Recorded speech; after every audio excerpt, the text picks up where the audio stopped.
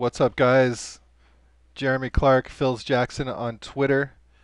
Just gonna jump right in and show you my favorite tweak or tweaks using Bookmap. Over here you can see I have the heat map set to the grayscale setting. I prefer that. And I have a notes um, column set up so you can click into an area where you see liquidity, for example, or maybe a pivot, whatever you feel like, and you can write a note so that you see it. So that's super easy. You can click and drag these. Over here we've got the chart volume profile, which is CVP, and this just shows me the volume that's happening at each level. I'm looking at Phantom Futures right now coming off the QCoin data feed. You can change the chart to session. It looks about the same because I just turned this on. So over time the chart will focus on the amount of volume changes that have happened in whatever time frame you're looking at the chart, whereas the session will be accumulated over time. So the longer you stay in it, the more data will fill up in here. So over here, this is the hallmark of Bookmark for me. This is my favorite. This is the secret sauce, let's say. Okay, so I have the quotes counter set up here, and you can see 1, 2, 3, 4 quotes counter columns. This is labeled CQC in the directory. If I click on insert a column, you would see it right here under quotes counter. And what I've done is I've split it into bid and ask and histogram, and then I've gone and split it again into bid and ask and just numbers. So right away looking at this, I can tell you that price is in a downtrend.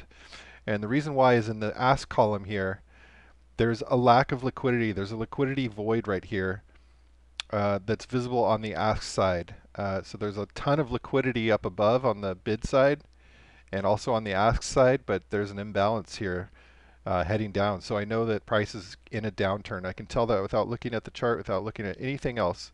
So if I just zoom in here, see what time frame we're on. We're looking at about 5 minutes. I'm going to go a little tighter. Maybe get that to move with us. And so what we would want to see on the heat map is an area of low liquidity or a void down below. And I'd really like to see liquidity coming in higher on top. I don't see that so much. There's a little bit there. But if this were to empty out underneath, I would target 0.2626. Okay, so I got the bid and the ask and the quotes counter.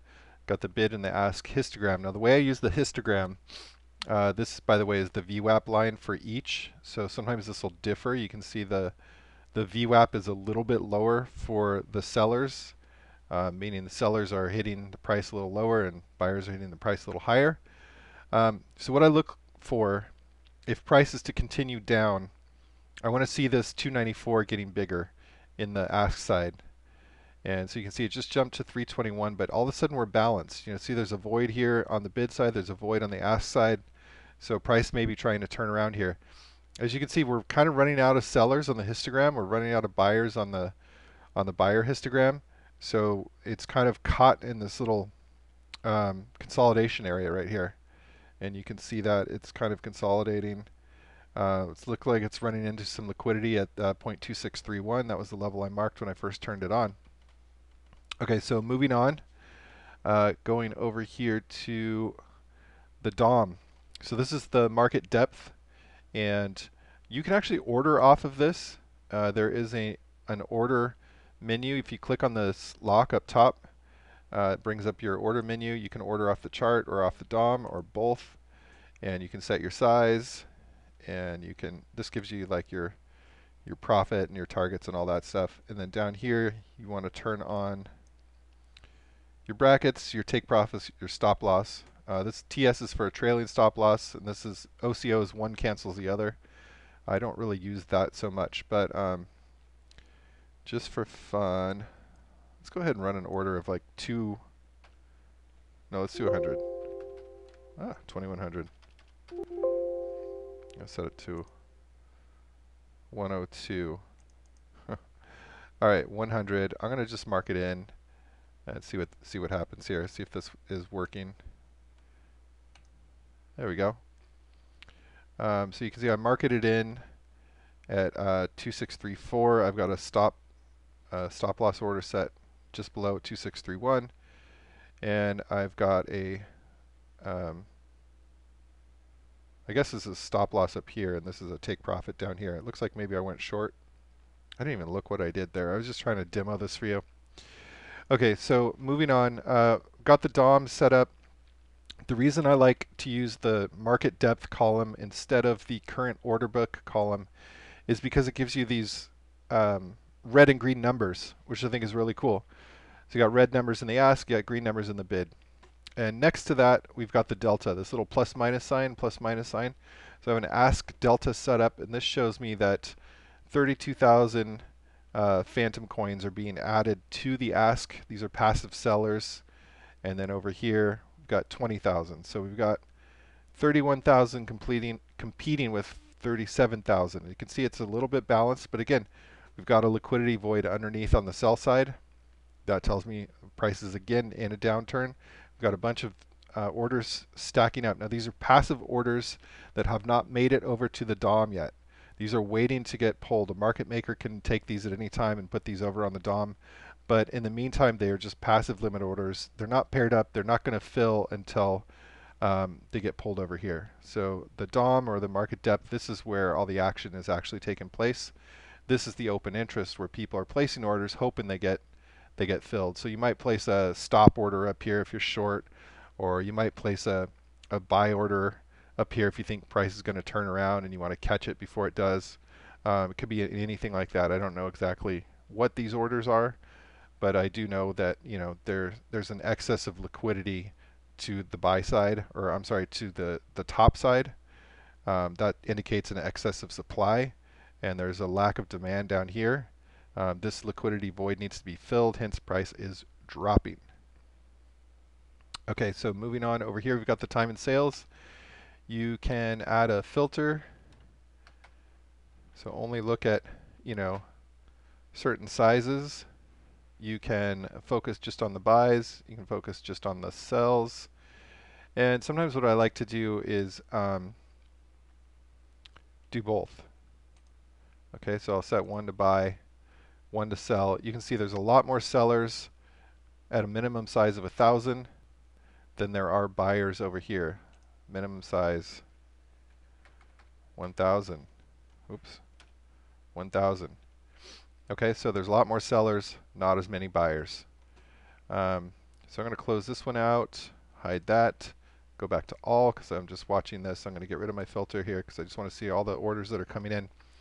And sometimes on the time and sales, you will see these small orders, 4, 5, 5, 5, 3, 11, 2. That's really small. That indicates somebody's trying to put the brakes on. They've put in an algorithm order that's broken these orders up into tiny little orders, and it stalls the order flow, makes it slow down. And they'll either do that when they want to, catch a level and add to it, or they want to turn it around. Usually it's when it turns around. You can detach this, and you can move this, wherever you want. It's one of the cool features about the Digital Plus version. I'm sorry, the digital version. This is just the crypto version. It's the free version. I've been using it for years. It's fantastic. I love it. Kudos to Bookmap for making such a next-gen, next-level product. So I'm going to hide that. Anything else? So looking over at my heat map here, you can change it to colors. The darker red is the more liquidity. You can change that so it's a little bit more like orange and yellow and blue. Again, same concept. I like to use the grayscale. So the more white the color is, the more liquidity is at that level.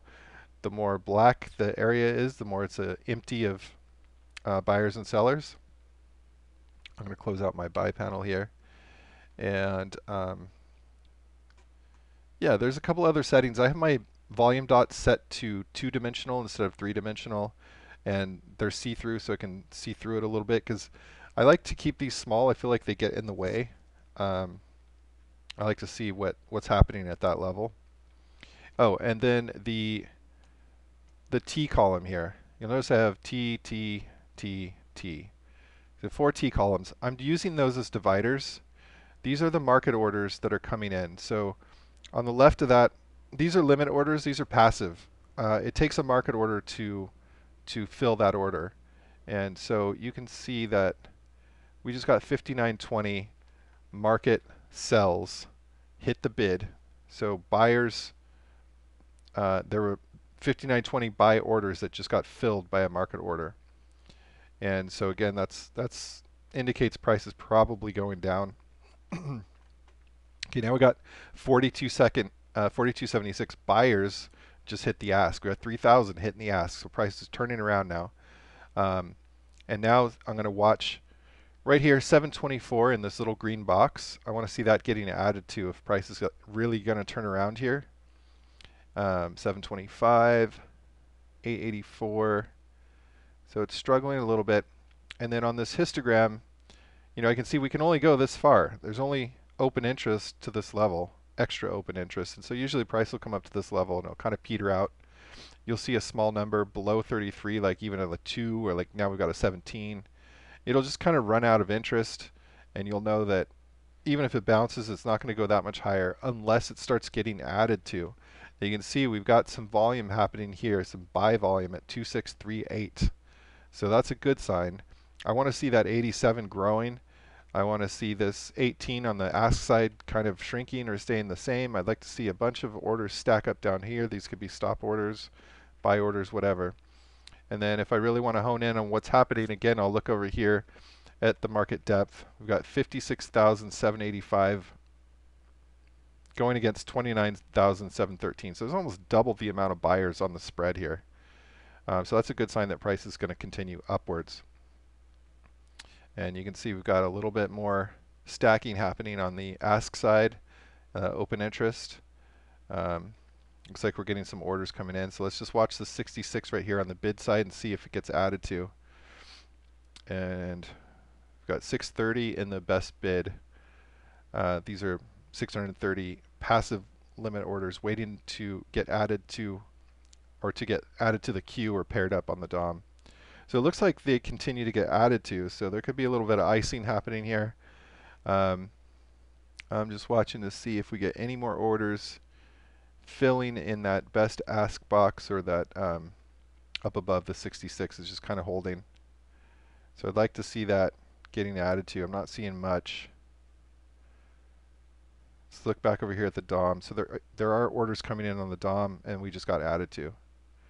Okay, so good. So you can see there's a bunch of liquidity over here on the sell side. There's a ton of liquidity. There's missing liquidity over here on the buy side. So that tells me price is going to move up to keep filling this level. And we've got a lot of sell side volume coming in. Sellers are happy to sell at this level. And it might stall it out here. Just watching to see. I'm looking at the clock. I think I'm at about maybe 10, 15 minutes here. So I'm going to go ahead and cut the video short. If you enjoyed this video, shoot me a like and hit that subscribe button. Send me a like on Twitter. And if you have any questions, feel free to hit me up in the comments or on Twitter. And I hope you guys have a great trading day.